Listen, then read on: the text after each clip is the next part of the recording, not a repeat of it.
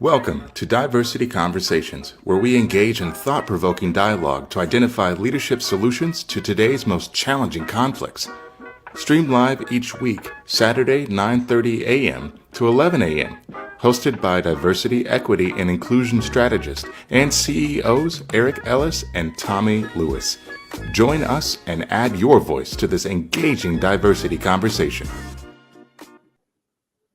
Good morning, Greater Cincinnati, Northern Kentucky, the United States, and the world. My name is Eric Ellis. I'm the president and CEO of Integrity Development Corporation, and I'm joined this morning by my good friend and brother, Tommy Lewis, president and CEO of Make It Plain Consulting. Good morning, Eric. Good morning, Tommy Lewis. How are you, my friend? Hey, man, it's a beautiful, beautiful, beautiful morning. Excited about the conversation today, and really mystified by last week's 70 to 75 degree weather, and then today's. What's going on, man? God must be coming back quick. Right. Hey, I saw a meme that winter is upset, and winter is upset, and she was leaving the room, stormed out the room, and slammed the door. Opened the door back up, came back in and said, and another thing, and kept leaving and coming back. I love that analogy. And another thing, shaking her finger. Right, shaking her finger. That's what we get. Because I went out of my office yesterday with that shirt on that I came in with. Oh my goodness, man. It was, yes, sir. I do not like being uncomfortable. Right, Eric. So how was your week, Tommy? It was a bang buster week, Eric.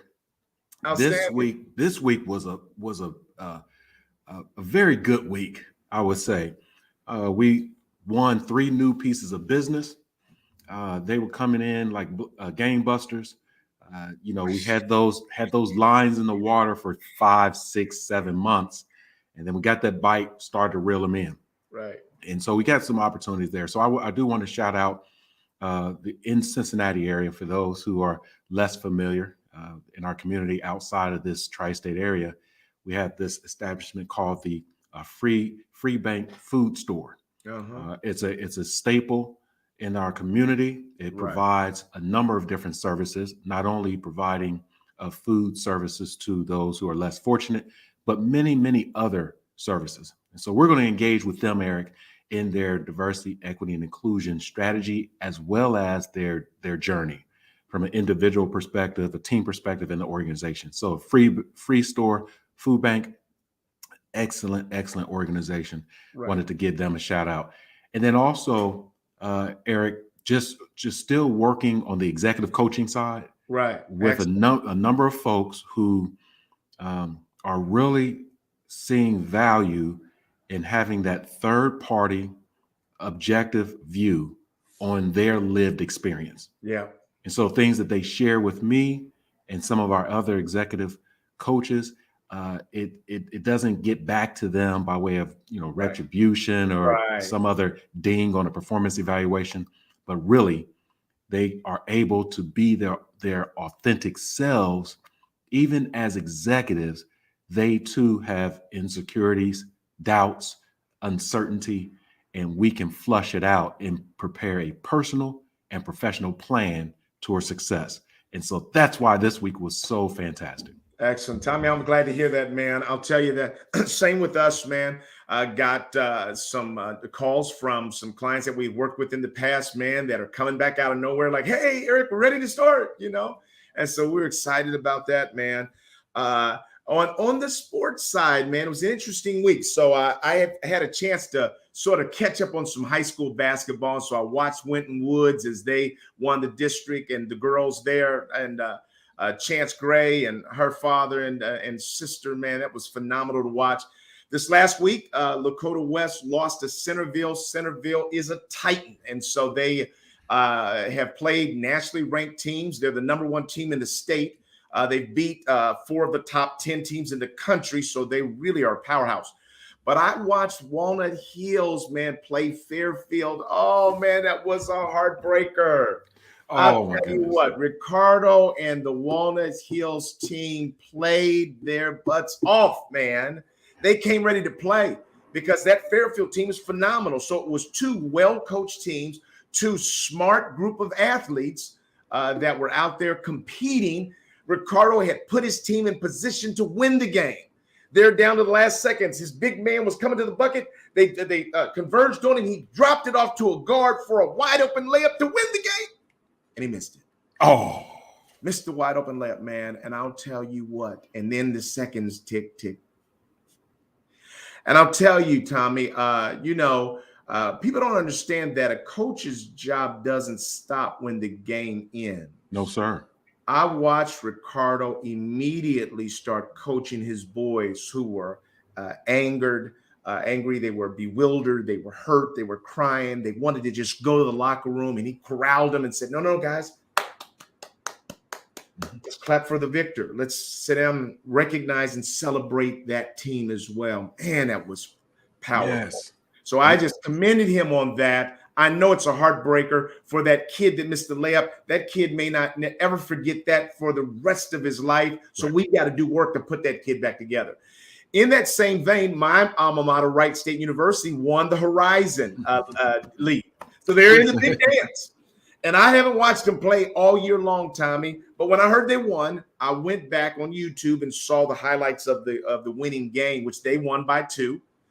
But Tommy, I saw the post-game interview, and the coach and 2 of his top boys were so phenomenal, Tommy. The coach was just talking about how much he loved these guys, and they were talking about how much they loved each other. And he rattled off probably about 7 or 8 players and himself that have lost family members here this season. Wow. And how they dedicate and how that sort of worked to pull them together as a team. I've never heard a coach talk about love as much as he did, man. I was so blown away by that, inspired by that, and sent a letter to the athletic director just commending him on that, because that speaks louder than anything else that you could do. We want to welcome Clarence and Kendall and all of our community that's joining us today. We are so grateful to have you all joining us again. We've got a very timely discussion, and I'm going to let Tommy sort of introduce our guest, but we've got a guest today that's going to talk about some of the things that we're dealing with in our current times right now. Yeah, so Eric, this is a conversation that I am not involved with much at all. And so this conversation is a test for myself. It's a challenge as far as a diversity conversation. I do not focus or pay attention to a lot of things that are happening in this space, particularly with Russia and Ukraine. Sure, I see what's happening, but I do not understand it. Right. And so in my effort to really gain some understanding, I always keep my ear to the ground when I hear about others who may have more expertise, information, and knowledge. And so I did hear about this scholar, this gentleman, Preston Polen, who had some conversations with some people that I know. And those people got back to me and said, had a conversation, and Preston may be someone you would like on the show. I said, absolutely. Right. I said, Eric is more familiar with this than I am. So we're going to invite Preston Polen to the show. He's a political science graduate from the tri-state area.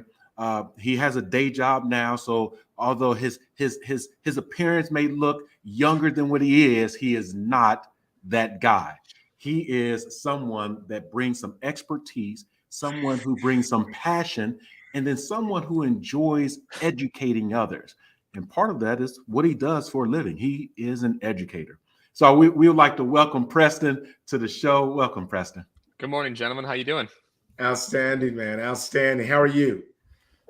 Long week, but I'm doing all right. Right. And thanks for being with us, Preston. No problem. Just to set the foundation, we have our community. They listen during the show real time, and then they often go away and they listen to the show afterwards. And those who listen to the show in real time, they will at times share some thoughts in the chat room. We'll continue the conversation that way. All right. But if you would share a little bit more about yourself, and then we'll get into this discussion around Russia and the Ukraine war. Sure. My name is Preston Polen. I'm originally from Cleveland, Ohio. I went to Miami University. My major is political science. I had a focus pretty much on the post-Soviet Union and also in the Middle East and American foreign policy. Kind of, they're a bit confluent. They kind of work hand in hand with each other. I am now a public school teacher at Cincinnati Public Schools, and I teach STEM from grades K to 6. Oh, I didn't know that. That's good. That's great. Great. So we have Eric. We have some folks. Ken Wilson's joined us. Hey, Ken. So wanted to talk with you. Kind of walk us through. I think you have some slides to give us some framework around again, Russia and Ukraine. And Preston, you know this, and Eric knows this as well. From my experience, there's a lot of information out there, and some of it is misinformation. Maybe we're going to talk about that. Yeah, we're going to talk about that. We're going to bring it up, and community, feel free to add your thoughts, your questions, because we want to learn a little bit more about this. Right. Feel free to stop me anytime. If you want to go ahead and pop those slides onto the main channel. All right, let's start off with what is Ukraine? Because I feel like in order to understand this conflict, you have to understand the two countries we're talking about, specifically Ukraine and what Russia's interest in Ukraine is. So Ukraine is a country located in Eastern Europe. I've got a map on screen for those who don't see. Ukraine is east of Poland and north of Romania, west of Russia. It's home to a Slavic people who speak Ukrainian, which is a similar language to Russian and Belarusian. It has a population of about 44 million people, a GDP of 155 billion. Its per capita GDP is $3,700, and it is the poorest country in Europe by its nominal GDP per capita. Despite this, it's increased substantially since the end of the Soviet Union. Brief history of Ukraine. Brief. The majority of the history of Ukraine is one of domination by its imperial neighbors. The most recent period of imperial domination, fairly obviously, is that of the Russian Empire and then subsequently the Soviet Union. It was then organized into the Ukrainian Soviet Socialist Republic. During the Soviet Union, Ukraine suffered a government-created famine created by the Stalin administration, which we now call the Holodomor. Effectively, the Politburo of the Soviet Union blacklisted specific towns from being able to have access to food, and then also they came in and raided those towns, took food, et cetera, et cetera. About 4 million people died. So that's going to be a really important thing we're going to talk about later in terms of the Ukrainian resistance. Why resist so hard? That's a big part of it. Mm-hmm. So now I've got a map on screen for those of you who are watching. We can see that the Soviet Union annexed Ukraine and that it is a part of the Soviet Union proper. That's also going to be a relevant detail when we talk about NATO expansion. If you guys want to stop me and go ahead and ask any questions right now, that would be great. Right. So thank you for this map, because right now I was talking to an Australian and they were saying that part of their view of this is that Putin, for what he's trying to accomplish, maybe shot his wad too quickly, that he did that before more of Europe was heavily over-dependent on the oil. And so the one that's most dependent on the oil right now is Germany. And so Germany is then going to take a bigger hit in sort of stepping into this. But my question to you is, there's been a lot of talk about other bordering nations like Poland, and those are NATO nations. So which ones of these are NATO nations? Because that for us has at least one red line. I'm so glad you asked, because I actually have a brilliant map on that matter. So this map shows the NATO expansion, including the years in which they joined. So you can see those dark blue nations were founder state nations in NATO in 1949. And then as you get to lighter blues, that goes on. So I'll explain that for those who are not looking at the screen. You effectively have the initial NATO member states being mostly in Western Europe, as well as Portugal and Italy.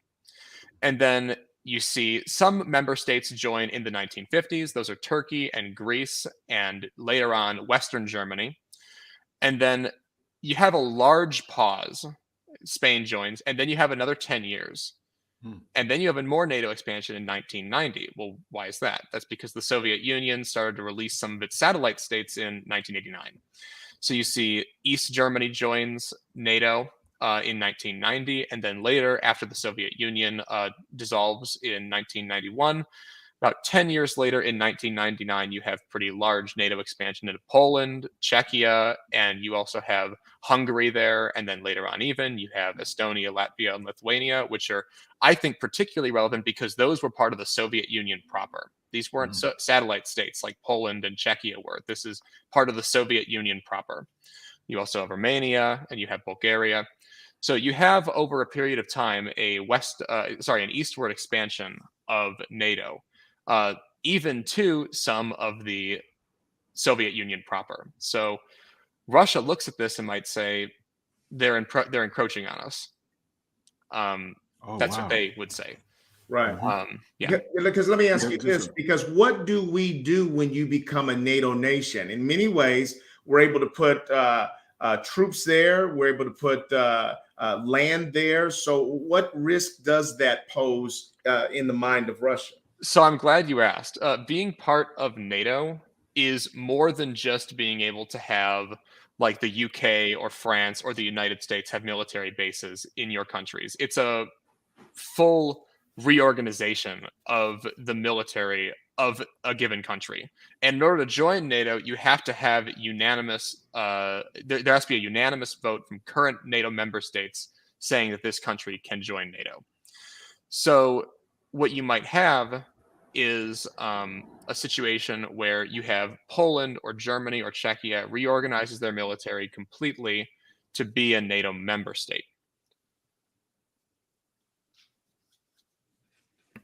Okay, yeah, that's very interesting. So why don't you go ahead and continue because we have some other questions about Russia's concerns. Is it legitimate, illegitimate? Why this is wrong to be able to sort of go into a sovereign nation? What does that mean? I think that kind of thing would be helpful for people to understand as well.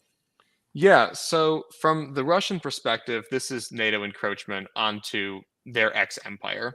Very, very simply put. And that's easy to see. If I actually have a map here of NATO and the Warsaw Pact. So you can even see back before the Iron Curtain ended, you can see the countries that were part of the Warsaw Pact.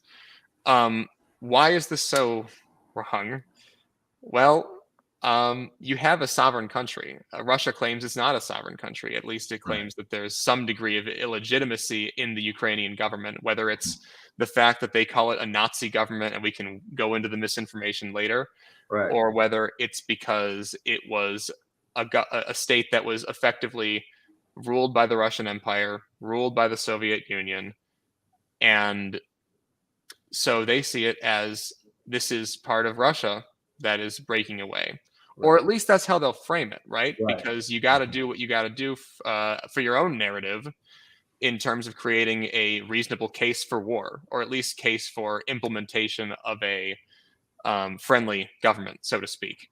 Right. Continue, man. You've prepared so much stuff. We got some time too. I think people were appreciating your some of the history. So, continue on to share some of the background that you have. Say again? I said you can go ahead and continue on with some of your slides. Oh, sure. Okay. I cut this back a bit because I didn't want to do too much. So I included here a poll by Statista, which I think is relevant in the Russian mindset. And it's the question was, do you regret the dissolution of the Soviet Union? And you can see the respondents, and the older respondents, 55 years plus, 84% say, yes, I regret the dissolution of the Soviet Union. And that decreases with age all the way to 24% for 18 to 24 years.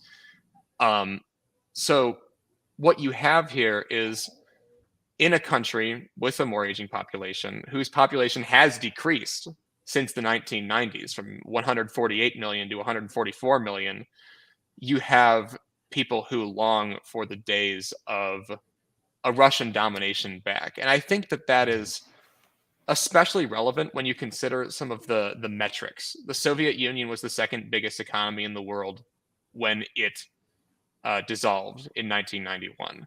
It was the fastest growing economy in the world. It had a GDP per capita of about $9,000. US dollars at that time. And the United States had a GDP per capita of about 21,000 at that time. So you really went from a superpower status to, in 1999, when Russia hit rock bottom, it had a GDP total of only 200 billion, which the Soviet Union at that time, in 1990, had a GDP of 2.54 trillion. So that's a major decrease, major decrease.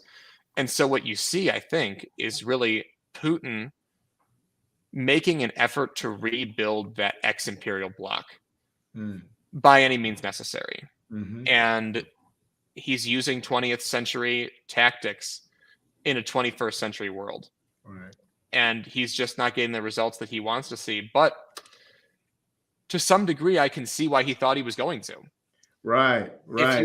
If you look back at some of the previous conflicts that he's been involved in, not just him, but also the Yeltsin administration before him, you have the Chechen Wars, which were basically a series of wars that happened in the Caucasus region of Russia, just near Armenia and Azerbaijan.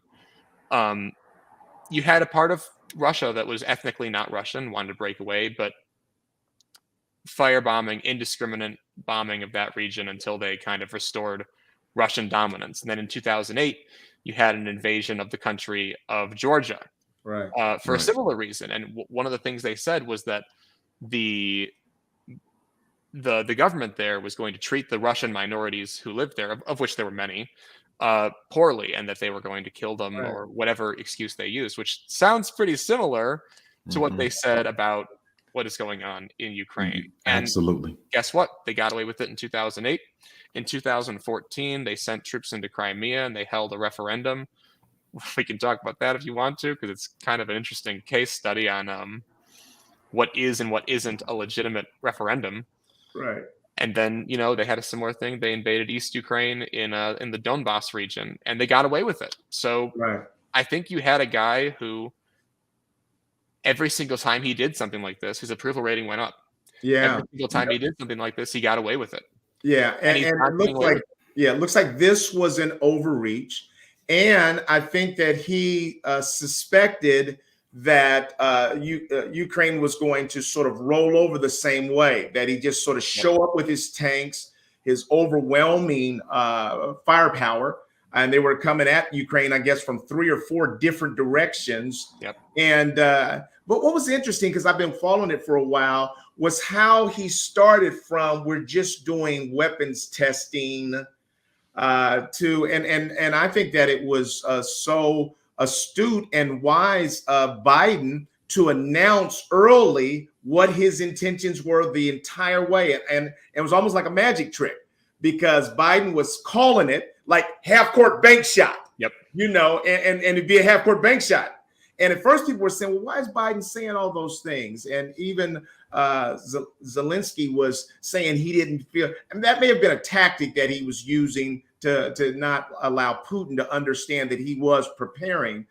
But the sense was that Russia was going to be able to steamroll Ukraine, and they haven't been able to do that. You want to say anything about that? I'm so glad you brought that up, because I think it's hyper relevant in the age of this kind of modern conflict.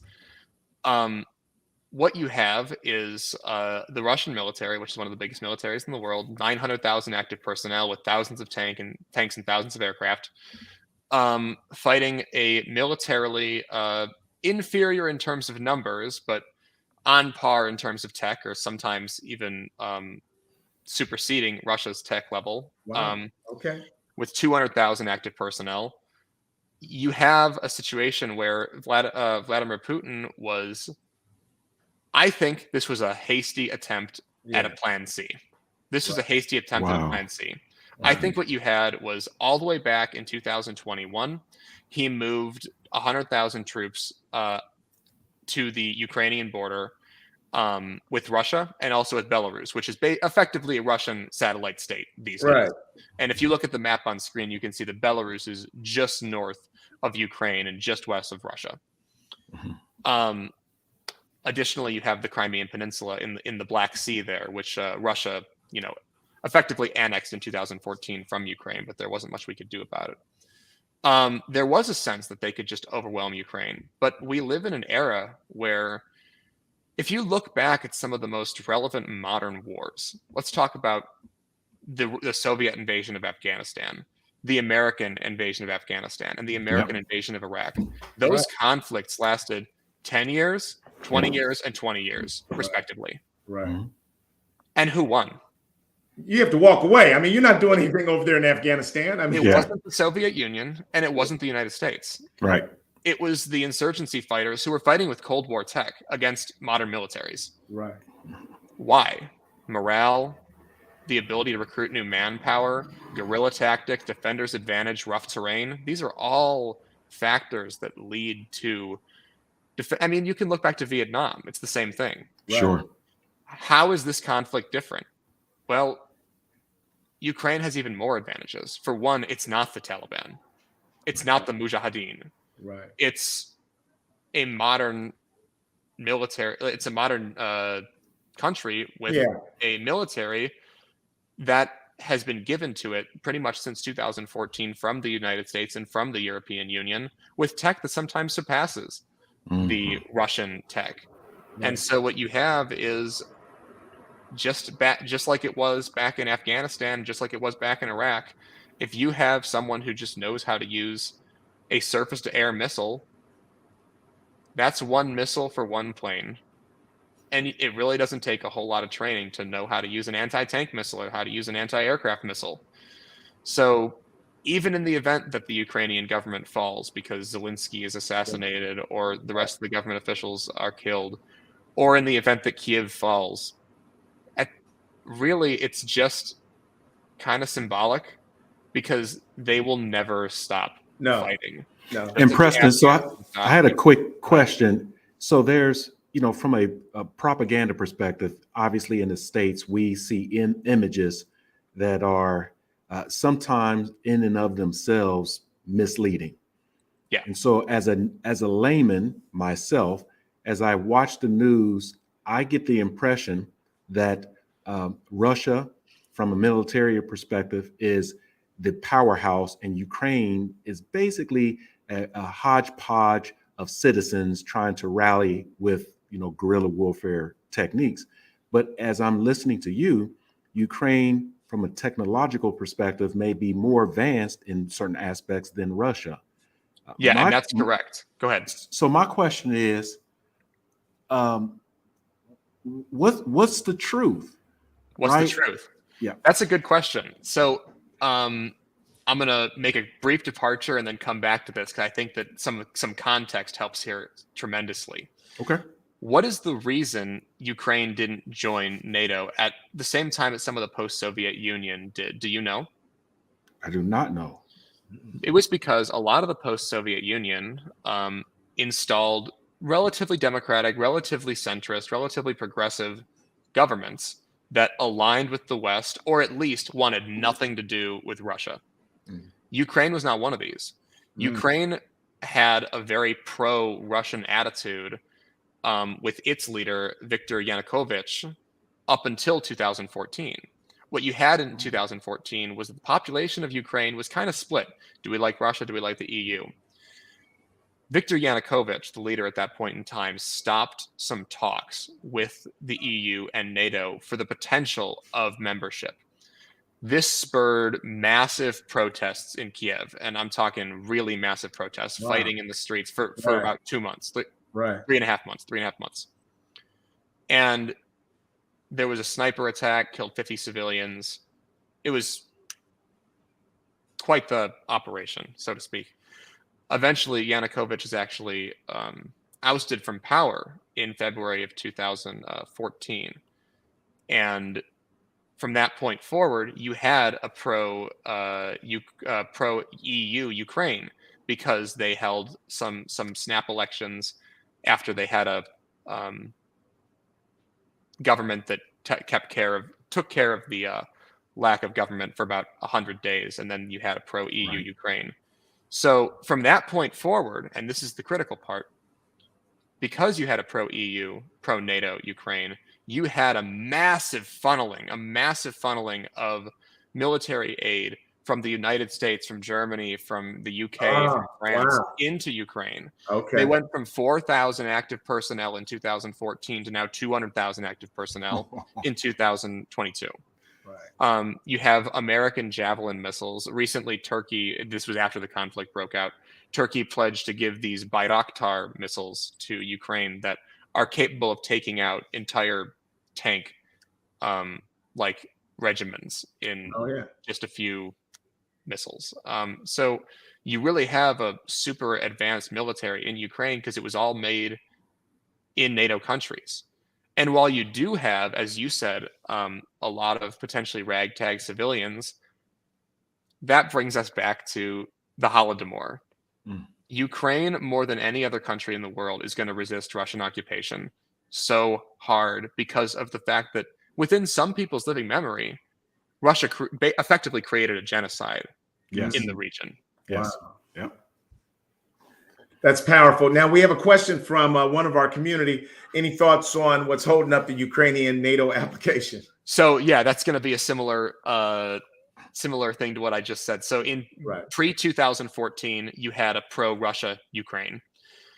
After the protests in Kiev, which were called Euromaidan, because it was about the European Union and happened in Maidan Square in Kiev.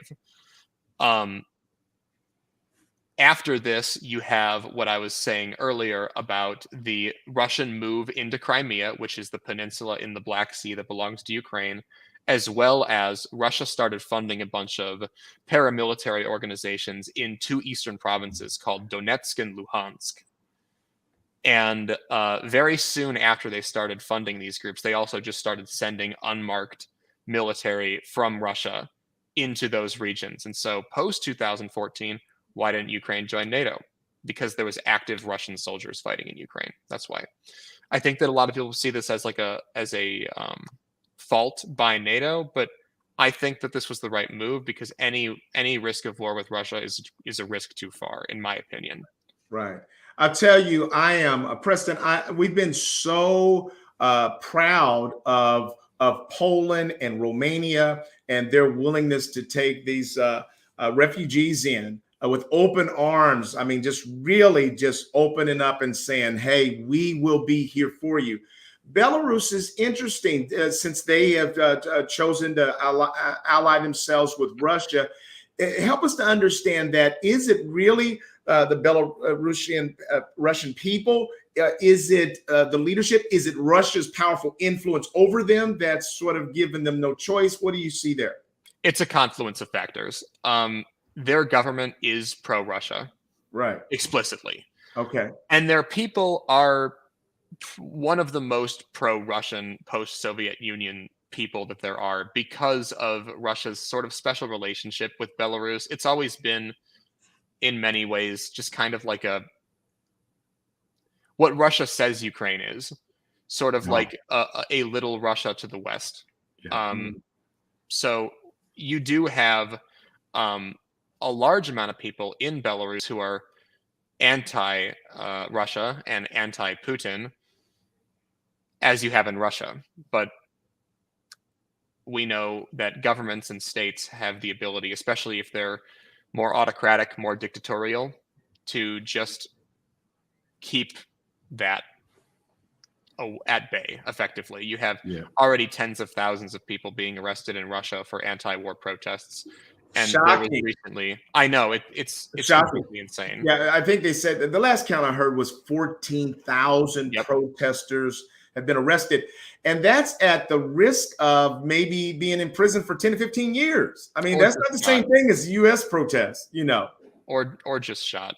Yeah. I mean, I wouldn't put it past the Russian government to just shoot protesters because they've been doing that sort of thing to their civilians for 30 years now, and even further if you want to talk about the Soviet Union. But like we were saying with the Chechen wars earlier, those people are Russian citizens, right? Still firebombed their cities, etc.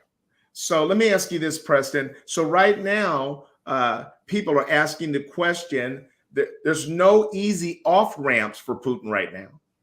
That is totally true. Yeah, there's no easy off ramps. And the question is, how far will he go? I think he's been embarrassed that the Ukrainian people have put up such resistance and have won some of these battles and held him at bay. There are questions around whether he can continue to finance this. It's shocking to see him needing Syrian soldiers and people from, I guess, Iran and other places to come in and try to fight with him. I mean, it's just crazy. How do you see this happening? And do you see him being legitimately willing to use chemical weapons in this war? I do see him being willing to use chemical weapons because there have already been a number of war crimes committed against the Ukrainian people, and I think that would just be another thing to add to the list. In terms of how long can this go on? What about the financing? What about Russia's ability to actually pull out any victories in Ukraine? It's a good point. Like we were talking about earlier, a lot of modern warfare is asymmetrical conflicts where you have some of the largest military powers in the world fighting down against Vietnam or Afghanistan or Iraq. Russia has all those disadvantages plus some. Russia's been internationally sanctioned by some of the largest economies in the world. Additionally, you have like a level of resistance in Ukraine that you said Putin just did not imagine. And to some degree, I think that he probably surrounded himself too much with a few too many yes men. He's been in power for a long time. Been in power since 2000 with a brief break in the 2010s when Dmitry Medvedev took over, which was a direct puppet of Putin.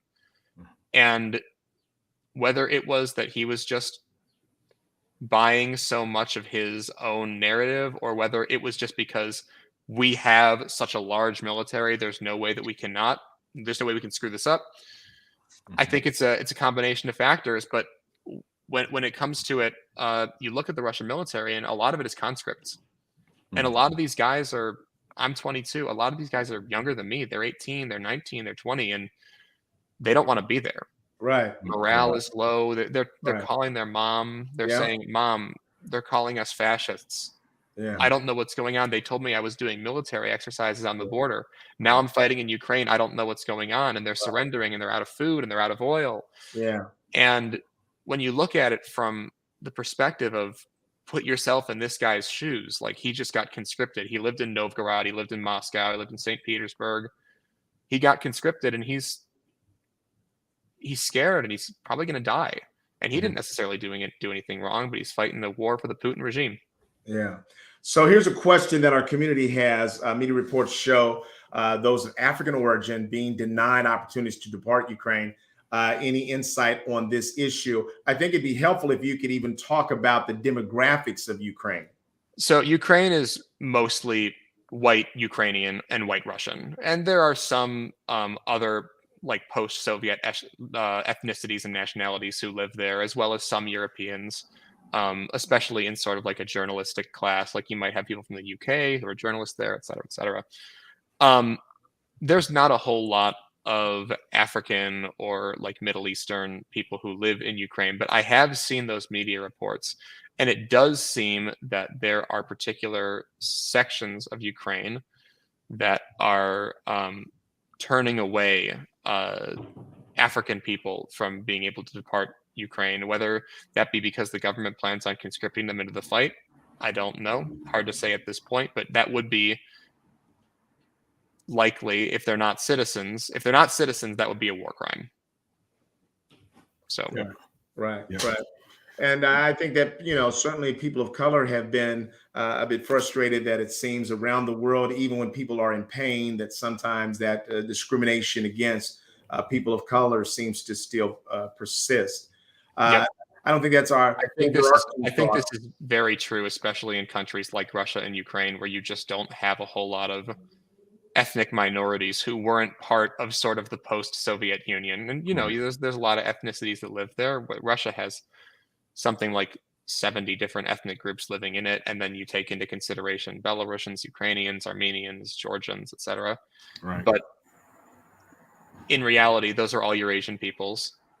Right. So you just don't have, that level. Let me ask you this question too, and then time to jump in if you have anything.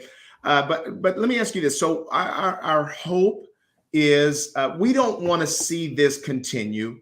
we don't want this to be the kind of war that goes on years and years and years. And one of the quickest exit strategies is the assassination of Putin.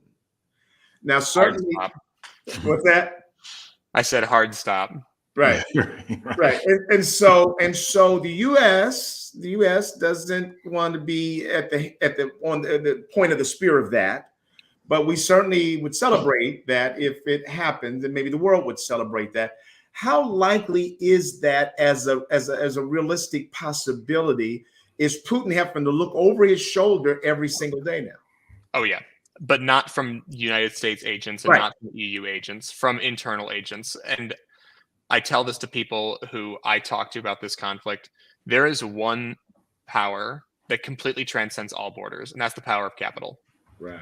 Money talks, money has power. Putin successfully managed to piss off your entire economic class. Right. There's about 100 billionaires in Russia. They call them the oligarchs, right. and they all hate Putin now because they've lost billions of dollars already. Yeah. And do I think they'll make an effort on his life right now? Not necessarily. Goes on longer? Sure. If he seriously starts considering the big red button, so to speak, right. I don't even think it would be one of them. I think it would be one of the people around him. Because a lot of these guys, they came to power sort of as like yes men, and they were there for the money and the fame and the clout. But they don't want to be the cause of a nuclear holocaust, and they also don't want to die. So that is so interesting. Yeah. That's not a thought that we've heard, that there might be some guardrails on this, because right now we are all concerned about that. I think that we don't want to see him just erratically hitting the nuclear button. How big is the risk right now of the nuclear facilities in Ukraine that have been compromised? And does that put at risk Russia? I mean, they're in many ways breathing the same air. And so, does that blunt? But he doesn't seem like he's that hugely concerned. He's got people at what's the name of the facility there? That Chernobyl. Yeah, Chernobyl. Yeah. So he's got them there at gunpoint, and it seems like they've lost some power, and that you have to keep these plants cooled off. So what kind of risk are we facing there? Is he facing there? I think in terms of the seized nuclear plants, the people who live in the general area of, I believe the one that was blown up was Zaporizhzhia. The people who live around there are at a fairly large risk of, contamination within their air and that sort of thing. The people in Chernobyl, it appears that the reactor there has not had anything like a meltdown that you think about Chernobyl back in the 80s, but that it's just kind of been offline, so to speak, because there just aren't enough people to work the plant. There will be a human cost for the people who have been in the area, not just at the nuclear plants, but also, I don't know if you know about the oil and natural gas storage that was blown up in Kiev about 1.5 weeks ago now.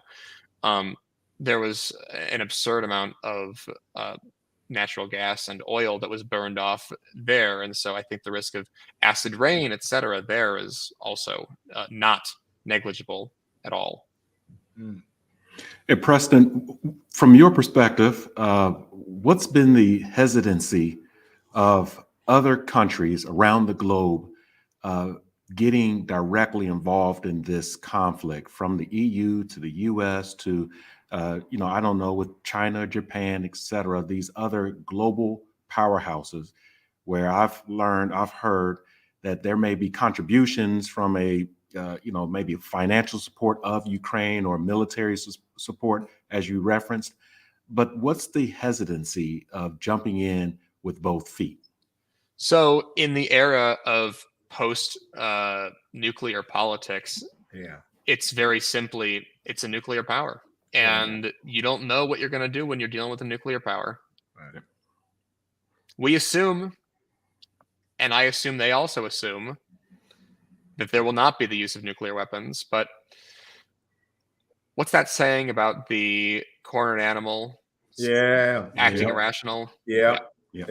And he's threatening that right now, but he's always threatened it. But I don't see him as being Kim Jong-un. He's not just a consistent, the sky is falling. No. This guy generally has done some horrendous things that have been tragic at an astronomical level. So I think that that's legitimate. And I think we're walking a line there. It seems like there are some rules of engagement. And so Biden is doing everything that he can up to those lines. He's gone across some of them, because I know that Putin, if we then said we didn't want to take your oil, that was going to be a red line, because the economic impact, but we've done that. And the oligarchs were freezing their funds everywhere, their yachts and things like that. So all of those things, Putin is saying with his language that those are acts of war, but those are not the things that would drive him to feeling justified to sort of do some nuclear things. If we're facing them face to face in the air and American fighters are shooting at them, I think that's what seems to be the thing that for now, we're trying to avoid. How long do you think we can hold up with that? Hold up with the current foreign policy? Yeah, not directly sort of putting U.S. Soldiers, boots on the ground in Ukraine and fighting them in the air. How long can we hold to that? So maybe this is a generous answer, but I think this is an indefinite policy. So long as the conflict goes on. We funded the Mujahideen in Afghanistan for 10 years until the Soviet Union left, and then we said, okay, have fun.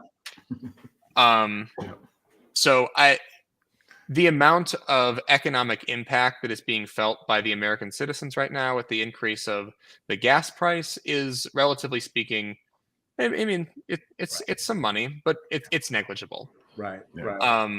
And realistically, a involvement in a hot war with Russia, or setting up, as Ukraine has requested, a no-fly zone over Ukraine, that's a red line we cannot cross. Because then I guess what I'd say is it's not just Russia anymore.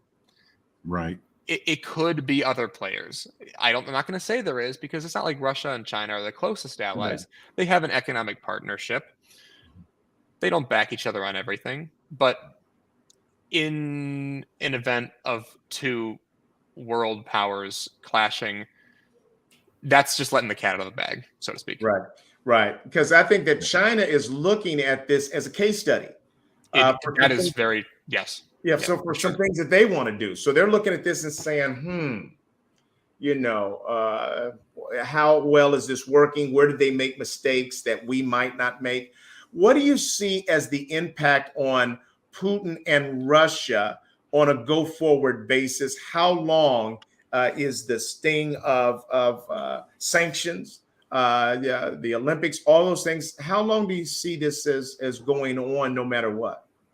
So realistically, I think that the sanctions are going to continue until the conflict ends, however long that takes. And realistically, the longer this goes on, the worse it is for Russia, just as it was for us in Afghanistan, just as it was for them in Afghanistan.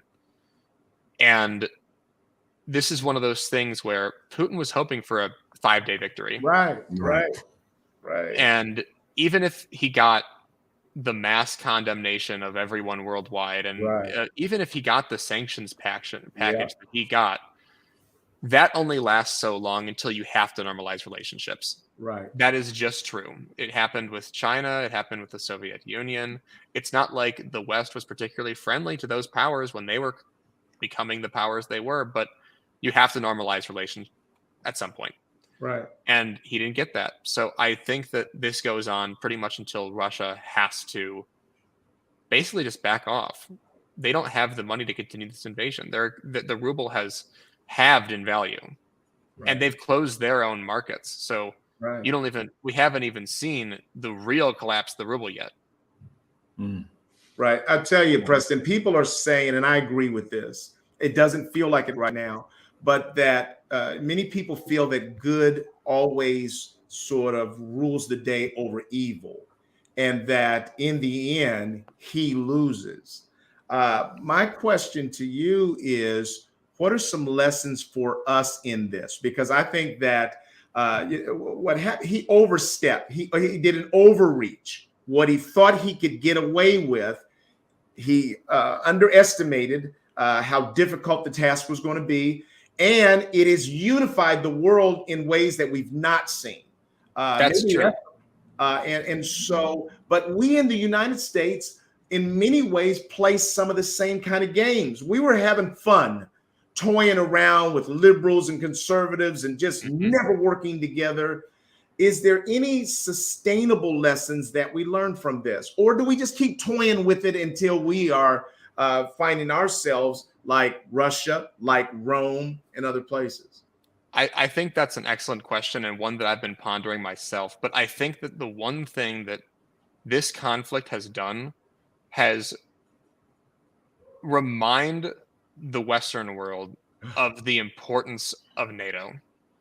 So whether it be honestly, and whether that be the political divide from left to right, domestically on social issues or economic issues, it doesn't matter. You can see how Ukraine changed Germany. You really can. Germany's committed $100 billion to it revitalizing its military, and that's something you'd never think Germany was going to do. And so I really think that internationally, with the exceptions of the very fringe left and the very fringe right, you have pretty much a consensus. NATO needs to exist. NATO needs to be a priority of ours, because we're not living in the 1990s anymore. This isn't the days of a monopolistic American hegemony. We live in something of a multipolar world. We don't live in a unipolar world anymore. We have China. We have the countries that China directly influences, whether they be in East Africa or the near abroad, Kazakhstan, Uzbekistan, Turkmenistan. And I think that with that is one thing that I think we can see going forward. Right. I'll tell you this, and I'll say this because it was interesting to me. I watched on one of the news stations when a young Ukrainian, young person was talking to his father in Russia. And he was telling his father what they were up against. And his father was saying, no, Russia's not doing that. We're there on the humanitarian effort. We literally are handing out water bottles and really trying to liberate people from the Nazi, Nazi government. The young man, when he talked about it, he said that there was a part of me that almost wanted to give up on my father. Like, what? I mean, Dad, I'm telling you I'm here. They're dropping bombs right next to us. And what he said, I thought was so profound, and it's a lesson for us. He said, I can't give up on my father. In other words, he says the only people that can get to folks who are in a Russian state sort of media are family members. Yep. We know that people's behaviors are influenced more by their beliefs than they are by facts, and beliefs are shaped by our relationships. Right. And so he was saying that I've got to maintain relationship with my father so that he might have the potential to believe. I think that's what we're up against here as well. I think it is too. And I think that that's an excellent segue into what is 21st century misinformation, because it's not the same as 20th century misinformation. Let's just say you're Adolf Hitler and you control the press, the radios, etc. in the borders of the German Empire. Not that hard. You have a message, you put it out. In the age of the internet, it's so much different, because even if you are someone who's Russian and anti the Russian regime, just by installing a VPN, you can bypass a lot of what the government's trying to censor from you. And so what you have is an attempt from Russia to just take anything they have and just throw it against the wall. Yeah. And that's why you have some people who say this is a humanitarian effort. That's why you have some people who say there isn't an invasion. That's why you have some people who say the invasion was a success and it's already over. And that has been the direction of the Russian government pretty much since the Putin regime came to power, and especially since 2007. But it's also nothing new for Russia. The Soviet Union did the same thing. You guys may or may not know about the way that they intentionally spread misinformation back during the height of the Cold War. One of the things they did, do you know about the fact that many people who live in Africa and India still believe that America created AIDS as a disease to just kill people who live in the unaligned world? Yep. That was created by the KGB, and it was leaked to a newspaper in India. Blew up, and it became a story internationally. And so it's one of those things where in order to deprogram people, you have to show them that a lot of the time, the way that something is presented isn't a deep conspiracy. It's a lot of times clear as day. And sometimes there can be a lot of detail that goes into that kind of thing, but it's not, we're obviously here on a humanitarian effort. Come on, right? Right. Right. So let me ask you, Preston, that even with your sharing this in depth and, in my opinion, very clear information, and thank you. Thank you. I'm certain that in your personal and professional life, you run across people who have gained a smattering of information from their respective resource, and then they're coming and engaging with you, telling you, here's what it is, and they only have 1 iota of a percent of truth. How do you engage in a conversation with people that you know are not as well versed in this without kind of shutting them down and not learning the truth? So the first step really is you can't be condescending. You just can't be. You have to be like, hey, let's talk about this. So you want to talk about Russia, Ukraine. Let's talk about how this started. And so I know a lot of people who I don't necessarily agree with, who say that the reason, they basically, despite them being very left-wing and not in line with the Russian government, which is a very right-wing government, they still kind of believe the Kremlin talking points that in 2014, we installed a new government in Ukraine. That's not what happened. There was protest there. Let's talk about the protest. Let's talk about Euromaidan. And you have to explore things point by point, because as you said, it's 1 iota, but that's the critical part. You can't be, oh, your narrative is wrong. Here's why it's wrong. Here's the grand thing. No. Right. Let's talk about one part of this. Let's talk about, how did this start? Did this start in 1991 with the end of the Soviet Union?